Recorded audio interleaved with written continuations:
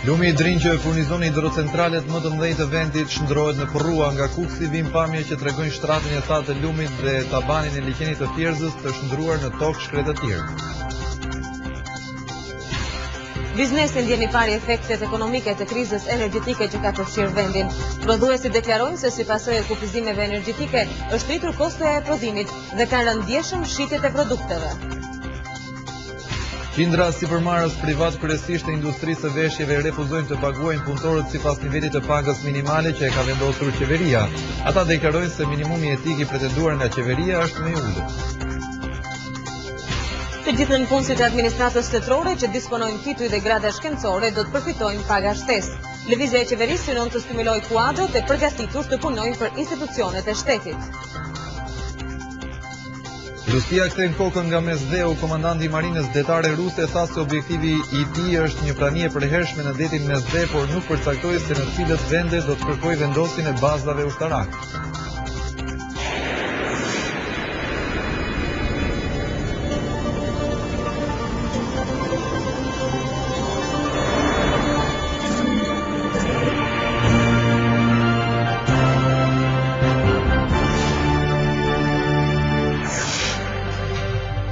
Përshëndetje të nderuar teleshikues, takohemi së bashku në edicionin e orës 17:30 këtu në Top Channel. Përshëndetje.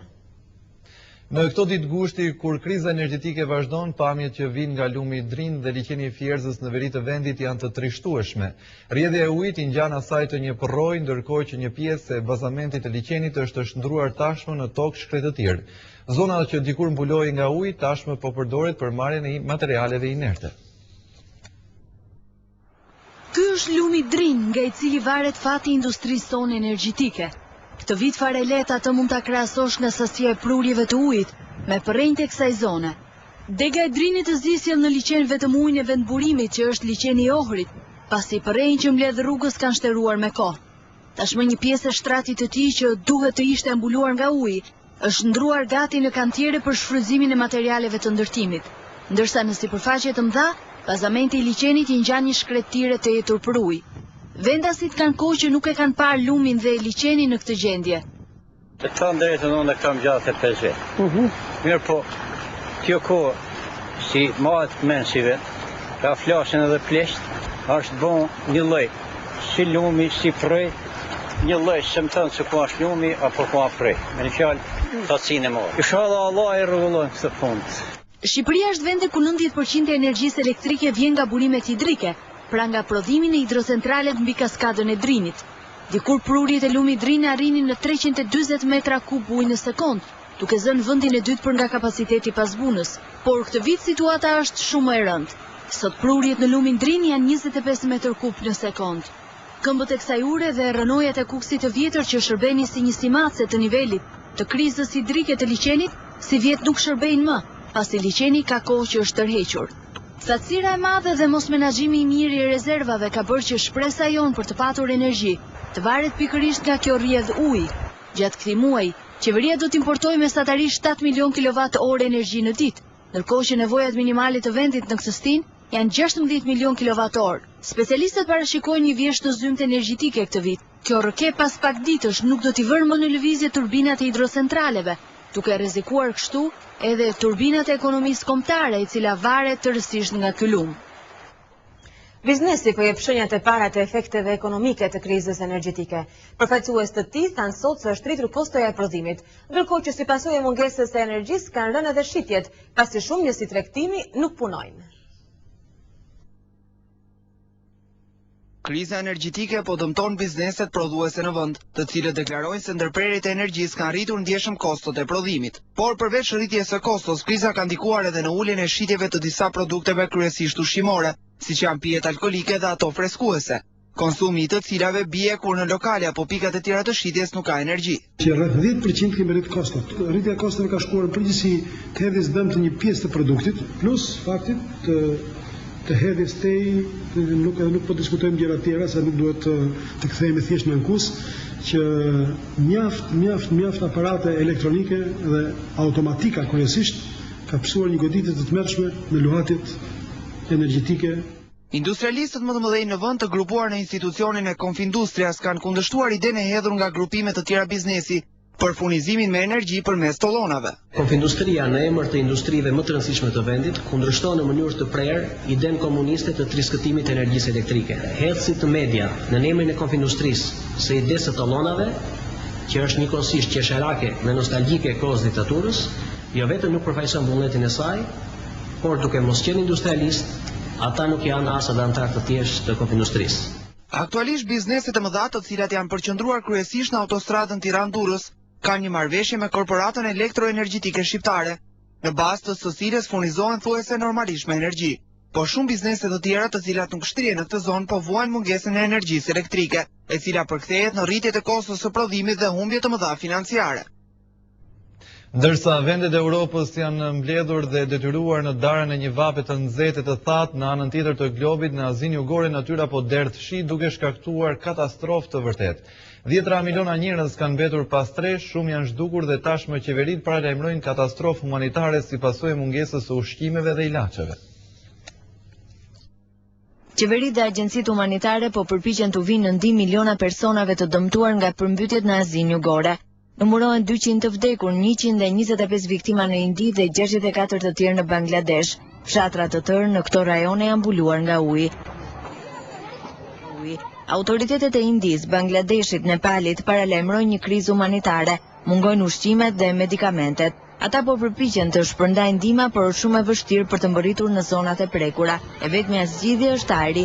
Helikopterët kanë hedhur ushqime për 2000 banor në fshatrat lindor të Uttar Pradeshit në Indi. Në Bangladesh, 41 zona janë prekur nga përmbytjet, madje një pjesë e kryeqytetit Dhaka është nën ujë. UNICEF e ka konsideruar këtë një sfidë të paprecedent.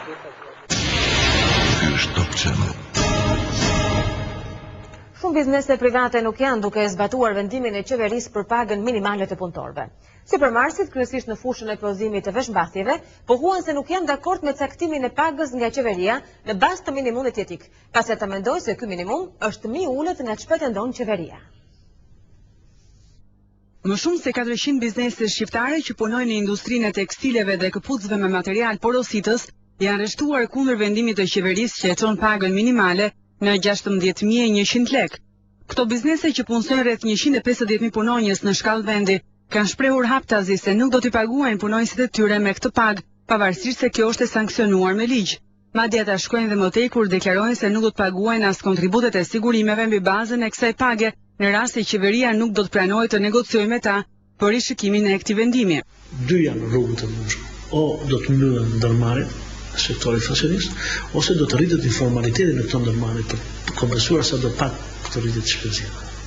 Ne jemi sektor që nuk operojmë në tregun tonë me çmimet tona, ne jemi sektor që çmimet i kemi të komanduara dhe të sankcionuar në kontratat tona që kanë 1 apo 2 vjeçare dhe ato nuk ndryshojnë sepse dua unë apo do qeveria të bëjnë ndryshim në nivelin e shpenzimeve. Me nismën e ministrit të punës Kosta Barka dhe atit financave Ridvan Bodë, qeveria vendosi që prej datës 1 korrik pagën e re minimale në vend prej 16.100 lekësh, që përkon dhe me minimumin jetik. Por në të vërtetë ekspertët shprehen dyshues se kjo pagë nuk përfaqëson realisht minimumin jetik në vend, pasi sipas tyre ai është më i ulët. Kjo konfirmohet edhe nga vetë bizneset që punojnë me material gjysmë të gatshëm nga jashtë, të cilët deklarojnë se në shumë raste i paguajnë punonjësit e tyre poshtë pagës minimale të vendosur nga qeveria, e cila është detyrueshme të zbatohet nga kushdo. Realisht nuk zbatohet në gjitha rastet. Faktikisht edhe ata që punojnë me normë, duke u nisur nga standardi, nga niveli i kualifikimit, duke u nisur nga niveli i prodhimit që janë, sepse ne kemi punëtorë me normë, ka që nuk e arrin 160, ka 120, 130, 140, 150, 180, sepse janë punëtorë me normë, nuk mund të paguash një njeri që s'jep prodhim.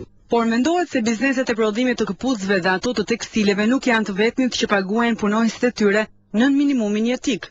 Specialistët thonë se ka edhe sektor të tjerë. Kjo është një situatë që vazhdon prej vitesh në vend. Megjithse është një shkelje e hapur e ligjit, në gjithë këto vite zbatimi i pagës minimale nuk ka qenë asnjëherë shqetësim kryesor i financave, përsa ku ato kanë mbledhur tatimet në bazë të kësaj page. Nënpunësit e shtetit që disponojnë tituj dhe grada shkencore do trajtohen me pagë shtesë. Lëvizja e qeverisë synon mbajtjen e njerëzve të përgatitur në zyrat e shtetit dhe mos lejimin e tyre të kalojnë në sektorin privat apo largimin fare nga Shqipëria. Ndërkaq gjatë një komunikimi me gazetarët, zëdhënësja e qeverisë Majlinda Bregu tha se ende nuk ka një agjendë ndryshimesh të mundshme për përbërjen e Këshillit të Ministrave. Disa javë më parë, qeveria vendosi të shpërblej nga 10.000 deri në 25.000 lekë të gjithë punonjësit e administratës publike që mbajnë grad apo titull shkencor ose kanë kryer master brenda apo jashtë vendit. Tani vendimi pritet të nisë shumë shpejt zbatimin dhe prej tij sipas dhënëses së Këshillit Ministrave Majlinda Bregu, përfitojnë rreth 1.000 punonjës të administratës publike. Qëllimi i vendimit të qeverisë është stimulimi personave të specializuar, të cilët zakonisht preferojnë të punojnë në biznesin privat për shkak të kushteve më të mira të punës dhe natyrisht trajtimit financiar. Politika e qeverisë synon të hartojë një strukturë pagash konkurruese në treg dhe të ofrojë kushte për të gjithë të rinj që janë kualifikuar në universitete brenda dhe jashtë vendit. Një politikë e tillë synon të jetë më atraktive për prurjet në administrat, por dhe të ndalë migracionin e trurit, pra të atyre forcave intelektuale që e ndihmojnë Shqipërinë të kapë ritmet e zhvillimit të shpejtë. Fatura financiare për këtë mas të qeverisë për stimulimin e kuadrove të kualifikuar llogaritet në 90 milion lekë të reja vetëm në 6 mujorin e 2 të këtij viti, pasi efektet financiare të këtij vendimi hynë në fuqi në datën 1 korrik. Po rregulli numër 1 që administrata të jetë eficiente në punë, me apo pa grada shkencore, është stabiliteti politik i qeverisë, pavarësisht ngjyrës që ajo ka dhe prej së cilës në vitet e pluralizmit, administrata ka vuajtur largimet politike, jo vetëm kur ndërrohen pushtetet, por dhe kur mazhoranca ndërron ministrat her pas here. Kjo mungesë sigurie duket se po rritet 2 javët e fundit kur në media janë shtuar zërat për zgjerime koalicionesh apo ndryshime të tjera në kabinetin qeveritar. Zëra që duket se nuk do të shumen pas përgjigjes së paqartë të zëdhënëses Bregu për ndryshime eventuale të qeverisë. Unë do doja që të bëni pyetje për temën e kësaj konference, sepse ndryshimet në qeveri nuk janë pjesë e punës së Këshillit të Ministrave dhe në dijenin time nuk di që kryeministri të ketë plan edhe për zgjerimin e koalicionit qeveritar. Për herë të fundit qeveria Berisha posoi 2 ndryshime në fillim të majit, pas dorëheqjes së papritur të ministrit të jashtëm, ndërsa pas zgjedhjes së presidentit Topi, disa nga aleatët kërkojnë sërish rishikim të kabinetit qeveritar. Ish drejtori i bazës së hekurudhave shqiptare në Durrës u arrestua sot në akuzën e falsifikimit të dokumenteve zyrtare. Aristi Trungu akuzohet për riprodhimet e dokumenteve që kishin kryesisht lidhje me kontrollin teknik të automjeteve. Ai ka qenë për afro 2 vjet drejtori i bazës së hekurudhës, një kantier ku bëhet riparimi lokomotivave dhe vagonëve të trenave. Një muaj më parë ai është liruar nga detyra dhe sipas policisë kishte nisur profesionin e falsifikatorit.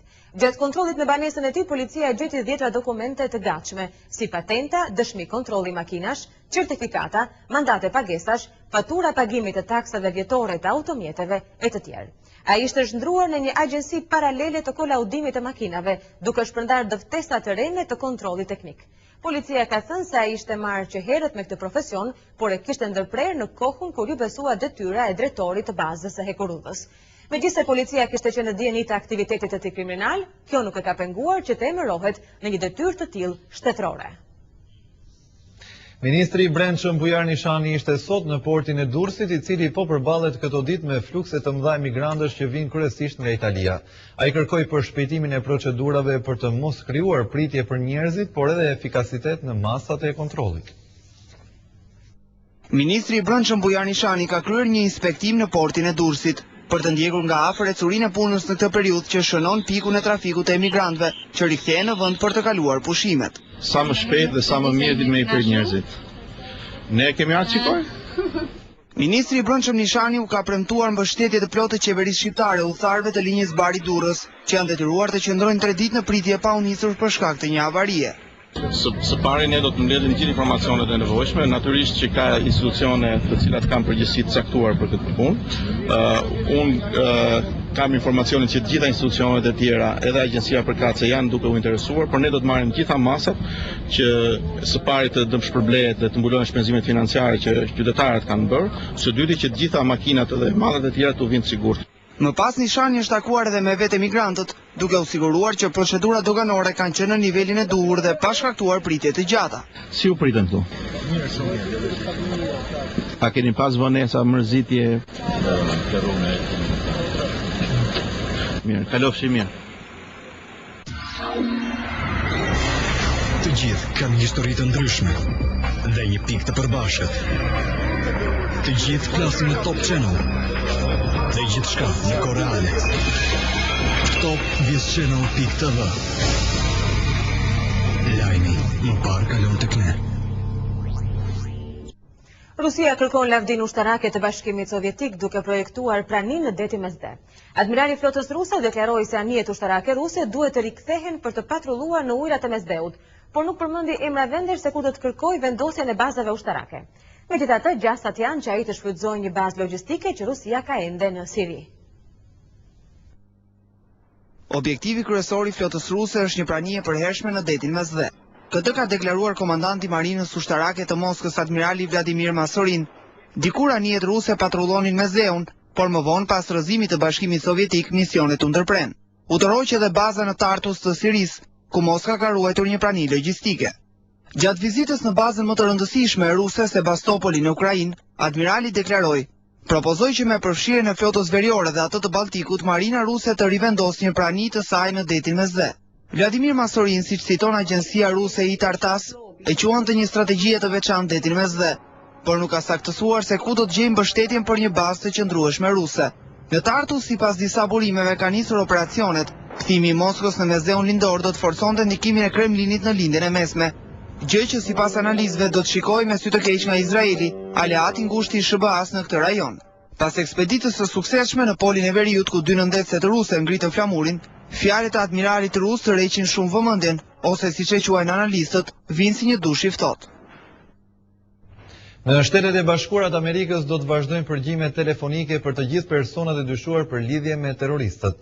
Pavarësisht paralajmërimeve dhe skandaleve publike me përgjigjet, Senati Amerikan e miratoi projektligjin e presidentit Bush me arsyetimin se ky legjislacion është i nevojshëm për të mbrojtur sigurinë e vendit. Senati Amerikan, pavarësisht kërcënimeve për sulme të reja, miratoi një projekt ligj që I lejon presidentit George Bush të vazhdojë programin e përgjimeve ndaj personave të dyshuar si terrorist. Ligji u miratua me 60 vota pro dhe 28 kundër dhe u dërgua sot Domës së përfaqësuesve përpara se ligjvënësit amerikan të nisnin pushimet. Drejtori I inteligjencës kombëtare Mike McConnell tha se legjislacioni ishte I nevojshëm për të mbrojtur vendin. Ky ligj konsideroi I domosdoshëm pas kufizimeve të vendosura së fundi nga një gjykatë sekrete agjencive amerikane.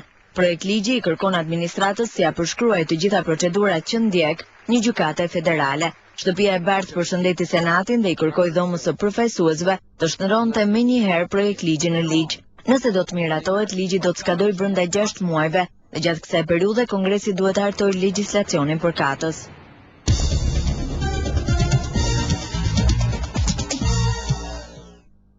Flasim tani për sport. Fernando Alonso me McLaren Mercedes ishte më I shpejti në provat zyrtare për çmimin e mas të Hungarisë në Formula 1. Në vendin e dytë u rendit shoku I tij skuadrës Hamilton, I ndjekur nga Heidfeld me BMW. Kujtojmë se piloti spanjoll fitoren e parë të tij në Formula 1 e ka regjistruar pikërisht në pistën e Hungaroring. Gara për çmimin e mas të Hungarisë do të zhvillohet nesër në orën 14 dhe transmetohet direkt në Top Channel. Fernando Alonso ka shënuar kohën më të mirë në pistën e Hungaroringut pas një lufte të ashpër për vendin e parë në pjesën e fundit të provave zyrtare. Kampioni I botës në fuqi ka dhënë rezultat në çmimin e madh të Hungarisë, për herë të parë që prej vitit 2003, kur fitoi njëkohësisht në pole position dhe gar. Alonso la pas në prova shokun e tij të ekipit të McLaren Lewis Hamilton dhe pilotin e BMW Sauber Nick Heidfeld. Rezultati më I mirë I kundërshtarit kryesor Ferrari u arrit nga Kimi Raikkonen, I cili e mbylli në vendin e 4. Regres ka qenë për pilotin tjetër të ekipit italian Felipe Massa. Braziliani nuk arriti të klasifikohej në 10 më të mirë, I cili pas shumë gabimeve në xhiron e tij të shpejtë u renditi 14. Lufta për titullin kampion tani është në momentin më emocionues, pasi diferenca mes kryesuesit Hamilton dhe ndjekësit më të afërt Alonso është vetëm 2 pikë. Gara në 11 të kampionatit të Formula 1, e cila do të zhvillohet në pistën e Hungaroring, ju do të ndiqni nesër në ora 14 direkt në Top Channel. Kinezët përveç përgatitjeve të tjera kanë bërë edhe parashikimin e motit gjatë periudhës së zhvillimit të lojrave olimpike të Pekinit. Përgjithsisht do të jetë mot I mirë, por janë marrë masat edhe për shpërndarjen e reve nëse moti do të jetë I paqëndrueshëm.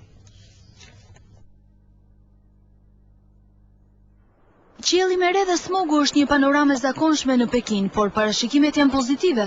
Në ditën ku do zhvillohet ceremonia çeljes së lojrave të 29 olimpike verore.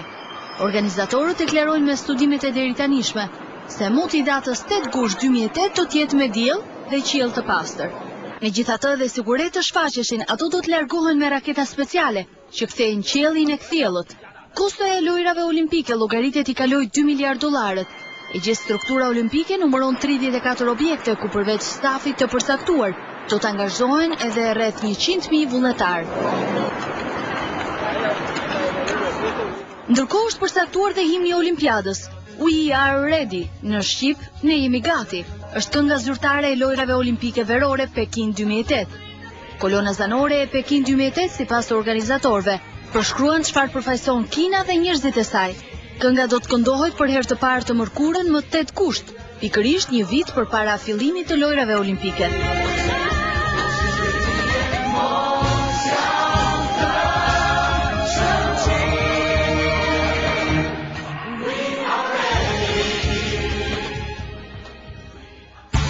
Zhvillimet kryesore. Lumi Drin që furnizon hidrocentralet më të mëdha të vendit shndrohet në Porrua. Nga Kuksi vijnë pamje që tregojnë shtratin e tatë të lumit dhe tabanin e liçenit të Fierzës të shndruar në tokë shkretë të tyre. Biznesi ndjeni pari efektet ekonomike të krizës energjetike që ka përfshirë vendin. Prodhuesit deklarojnë se si pasojë e kufizimeve energjetike është rritur kostoja e prodhimit dhe ka rënë ndjeshëm shitja e produkteve.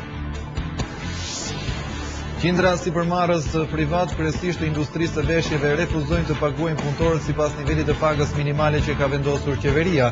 Ata deklaruan se minimumi etik e pretenduar nga qeveria është më i ulët. Të gjithë nënpunësit e administratës shtetërore që disponojnë tituj dhe grada shkencore do të përfitojnë paga shtesë. Lëvizja e qeverisë synon të stimulojë kuadrat të përgatitur të punojnë për institucionet e shtetit.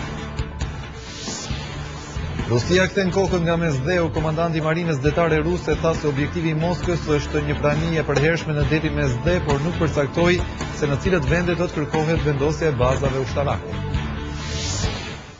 Ne këtu kemi përfunduar, por dëshirojmë t'ju kujtojmë se për më shumë informacione nga vendet e bota, ju mund të ndiqni Top News që transmeton 24 orë informacion në digital.